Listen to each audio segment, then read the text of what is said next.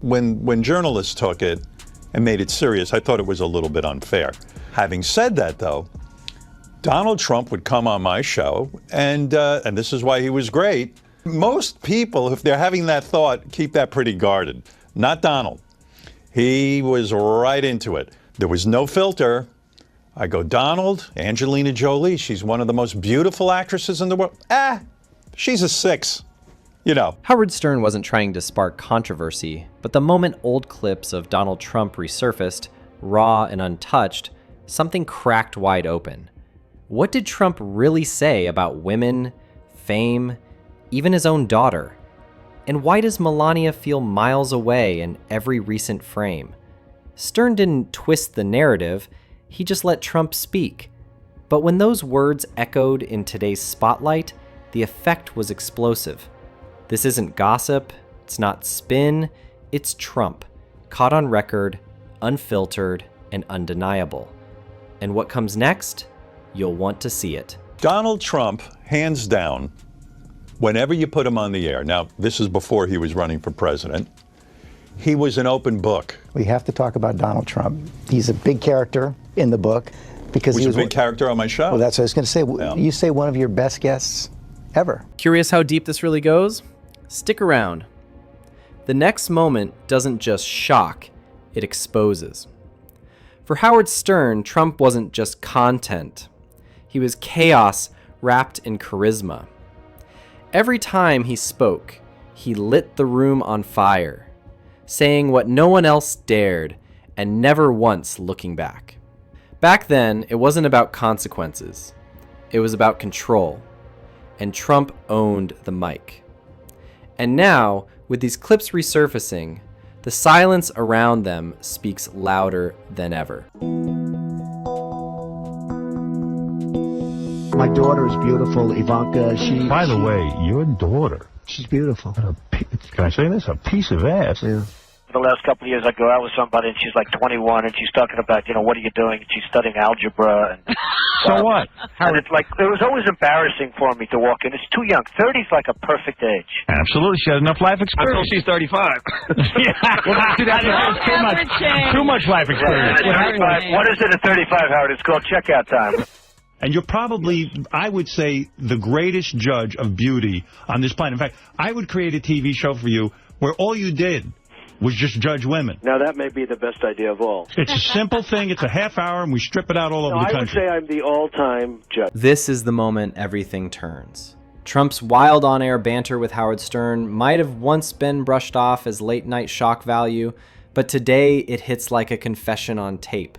Talking about Ivanka, rating women, laughing through lines that shouldn't land, and Stern, he just let it roll. The jokes don't sound like jokes anymore, especially when Trump's silence speaks volumes. These aren't punchlines now. They're red flags replayed for a country finally paying attention. And the most haunting part? The quiet beside him is no longer just awkward, it's accusatory. No, I mean, some of these foreign girls, Mr. Trump, in my country, we say hello with vagina.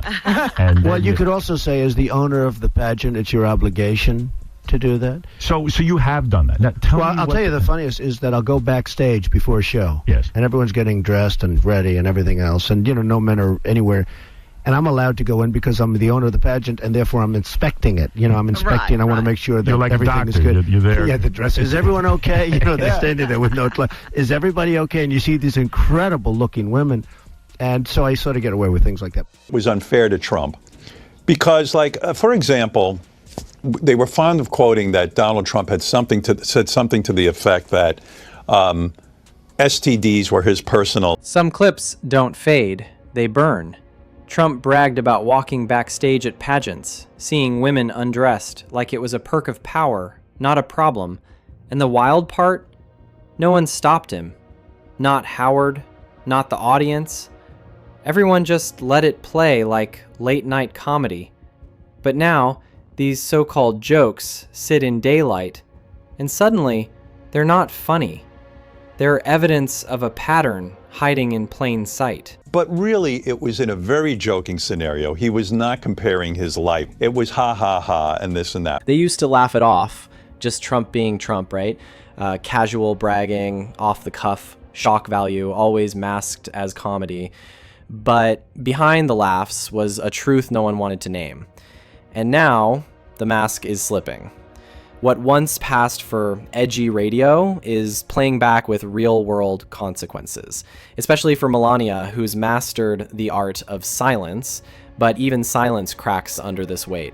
Because when old tape goes viral, so does everything it was hiding. The Donald Trump stuff is just amazing. I mean, throughout the book, it'll say, and now a word from our president.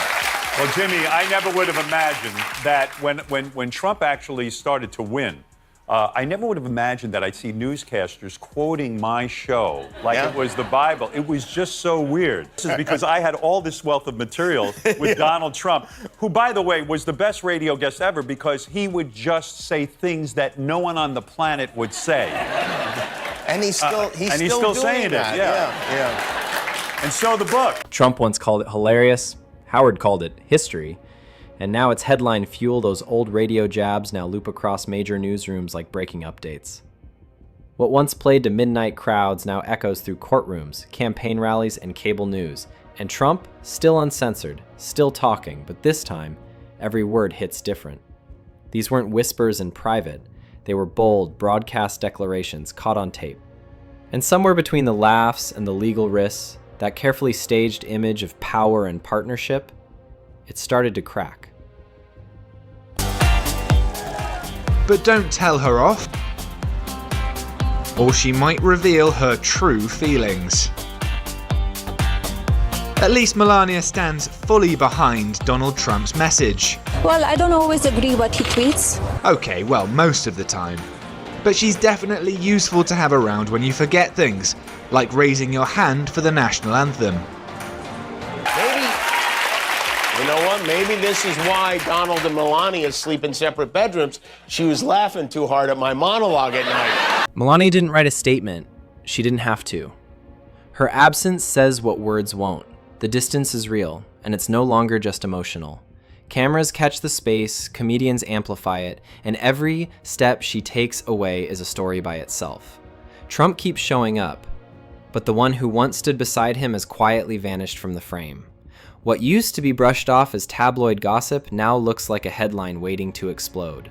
Because in this marriage, the silence isn't empty. It's loaded. It's a weird relationship I have with Donald. Was at my wedding. I remember having very warm feelings for Donald. That's why I couldn't even believe that Donald really even wanted this all to work out for him. Howard Stern didn't come in swinging.